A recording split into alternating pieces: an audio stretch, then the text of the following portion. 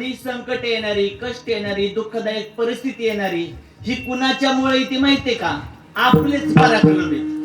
पूर्वजन्मी केलेल्या सगळ्या प्रारब्धाचा भोग याच जन्मी भोगायचा आहे. किती साधं सरळ. जोपर्यंत आपल्याला हे गणित कळत नाही तोपर्यंत आपण नुसतंच सर्वांना तक्रार करतो, लोकांना नाव ठेवतो. ह्यानी माझं वाटोळ केलं, ती आडवालं त्यामुळे असं झालं, नाही तर माझं असं तसं आपण दुसऱ्यांना दोष देत बसतो. आणि तेवढं देऊन भागलं नाही तर म्हणतो देवा तू माझं वाटोळ केलं, देवाला पण दोष देऊन टाकतो. पण भगवंत म्हणतात तुमच्या माझ्या जीवनात दुःखदायक परिस्थिती यायला, सुखदायक परिस्थिती यायला कोण कारणीभूत आहे? तुमचं माझं पूर्वजन्मीचं कर्म. कर्मण्येवाधिकार असते मा कर्म फले तुर्भू.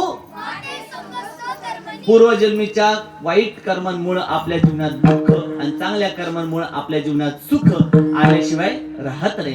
त्यामुळे आपण कसं राहायचं? No demands no complaints. म्हणजे आपण देवाला मागू पण नका आणि तक्रार पण करू नका. मग देव म्हणतो आता याला मला काहीतरी दिलं पाहिजे, याचं रक्षण मी केलं पाहिजे. त्यावेळेस कधी भावना निर्माण होते? ज्यावेळेस आपल्या हृदयातला अनन्य भाव निर्माण होतो. माऊली म्हणतात देवाची भक्ती करण्याचा साधं सरळ सगळ्यात सोपा मार्ग म्हणजे कोणता?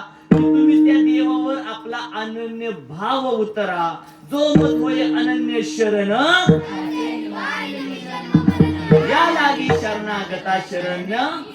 देव छाती ठोकून म्हणतो मीच एक आहे. आणि आपल्या माऊलींच्या या ओवीला दुजरा तुकोबराय देतात. तुकोबराय पण म्हणतात तुका म्हणे घालू तायावरी वाव हा संसार.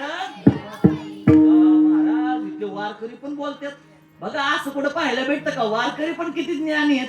नाही तर काय काय ठिकाणी गेल्यानंतर वारकरी फक्त एक हात असा एक गालावर हा बोला असं करते. आता असं वाटतं की आम्ही कुठेतरी आता अभिमन्यू सारखं चक्रीवातच अडकून बसू. भगवंत म्हणतात अहो कसं पण गाईल, बोबडा गाईल, पण देवा मी तुझाच होऊन गाईल ना. आपण भक्ती करत असताना मूल्यमापन करण्यापेक्षा, मोजमाप करण्यापेक्षा तुटून भक्ती केली पाहिजे. आणि तुटून भक्ती करण्याची भावना कुणाच्या ठाई येते?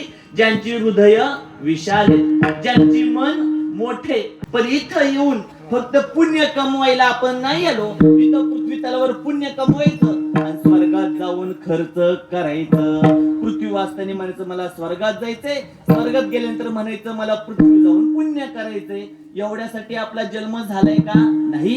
याच जन्मात आपल्यापासून जितक्या सजीवांची सेवा करता येईल, जितकी भगवंताचं नामस्मरण करता येईल तेवढं करण्याचा हेतू जर आपण हृदयस्थ केला तर तुम्ही तुमच्या जीवनातलं काय साधलं